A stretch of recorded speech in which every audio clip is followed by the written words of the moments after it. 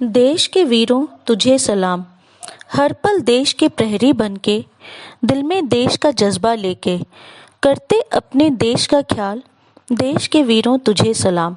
मैं दर्शना बालेश्वर से देश के 21 परमवीर चक्र विजेताओं में से एक योगेंद्र सिंह यादव की कहानी सुनाती हूँ, जो हमारे देश के सबसे कम उम्र के परमवीर चक्रधारी हैं।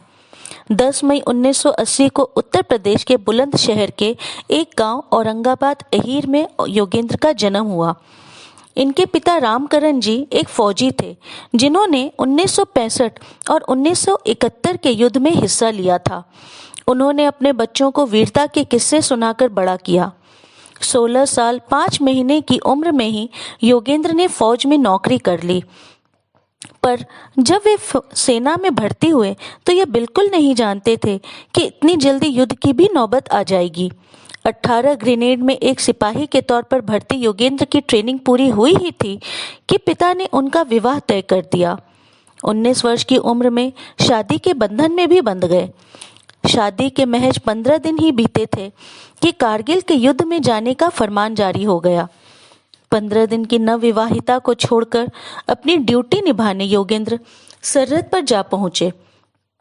द्रास के टाइगर हिल को फतह करने की जिम्मेदारी मिली योगेंद्र सिंह यादव के प्लाटून को, जहां पाकिस्तानी सैनिक पहले से ही घात लगाए बैठे थे। 15,000 फीट की चढ़ाई और ऊपर घात लगाकर बैठे दुश्मन। फिर भी 21 जवानों के टुकड़े ने ऊपर चढ़ाई करने का फैसला लिया।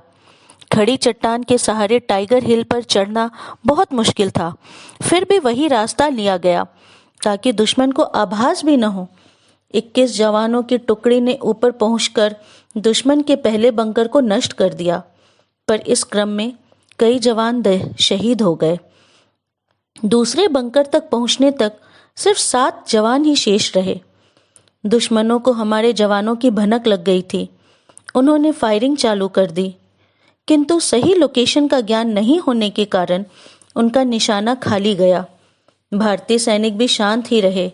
पाकिस्तानियों ने समझा कि सभी भारतीय सैनिक शहीद हो गए हैं। 12 पाकिस्तानी सैनिक पास आए। योगेंद्र सिंह और उनके 6 साथियों ने उन पर फायरिंग शुरू कर दी। 12 में से 11 पाकिस्तानी सैनिक मारे गए।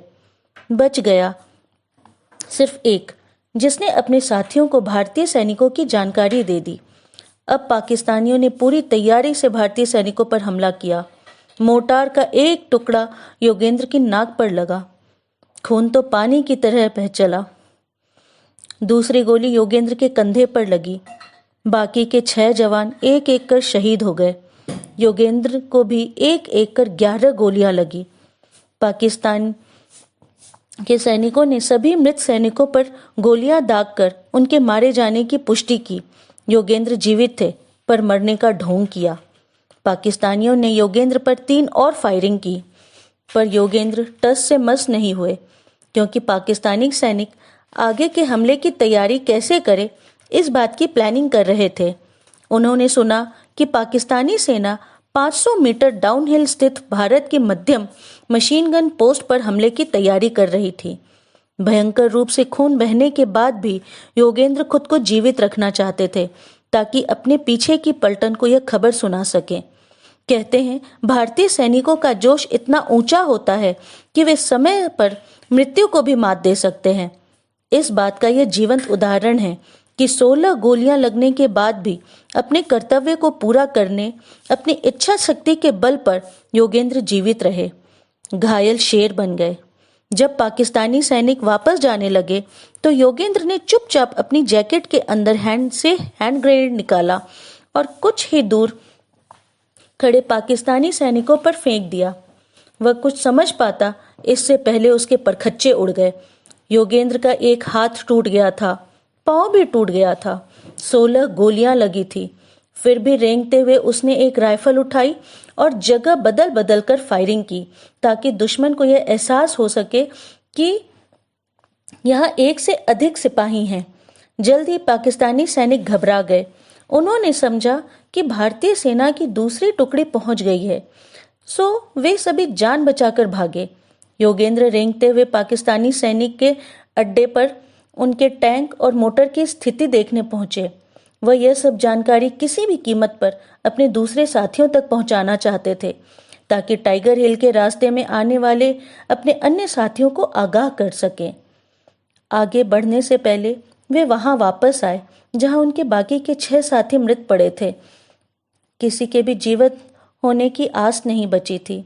वे रेंगते हुए पास के नाले के एक गड्ढे में उतर गए। वहां से उन्होंने अपने साथी जवानों को देखा और अहम जानकारियां देकर बेहोश हो गए। उन्हें श्रीनगर के एक अस्पताल में 3 दिन बाद होश आया। तब तक भारतीय सेना बिना कोई जान गंवाए टाइगर हिल पर सफलतापूर्वक कब्जा कर चुकी थी।